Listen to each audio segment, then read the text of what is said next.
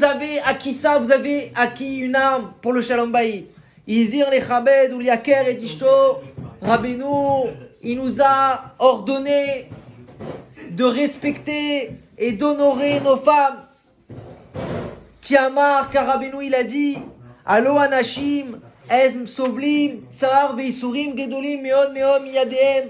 N'est-ce pas que vos femmes, elles supportent énormément de souffrances avec leurs enfants, la grossesse, l'accouchement, l'éducation des enfants.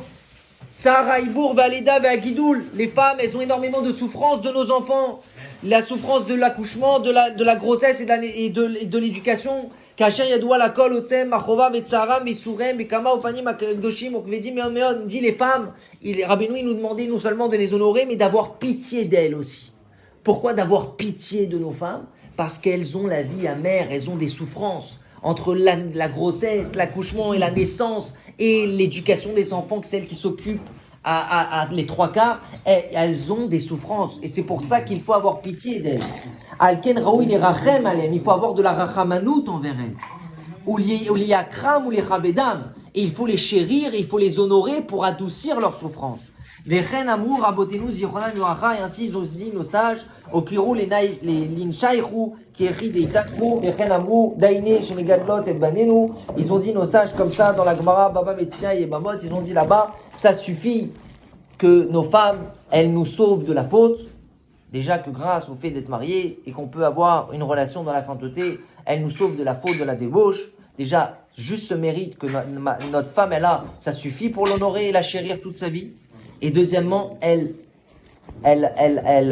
éduque nos enfants, elle subit les souffrances de l'éducation et de la naissance des enfants, et ça aussi, ça suffit comme raison pour les honorer toute notre vie et les chérir. Un homme, il a compris ça, alors Mida Keneged Mida, il honore, il chérit sa femme, et il lui accomplit pas sa malédiction de je te dominerai. Alors Dieu Mida Keneged Mida, il n'accomplira pas sa malédiction de à la sueur de ton front, tu mangeras ton pain. Comprends bien ce message-là, messieurs, c'est pour éviter les divorces. Le Sirot Hara numéro 263, il parle des divorces engendrés par le Samer même lui-même. Et le Sirot Hara, le suivant, 264, juste après le 263, il parle d'honorer, de chérir ses épouses. Qu'est-ce que ça veut dire?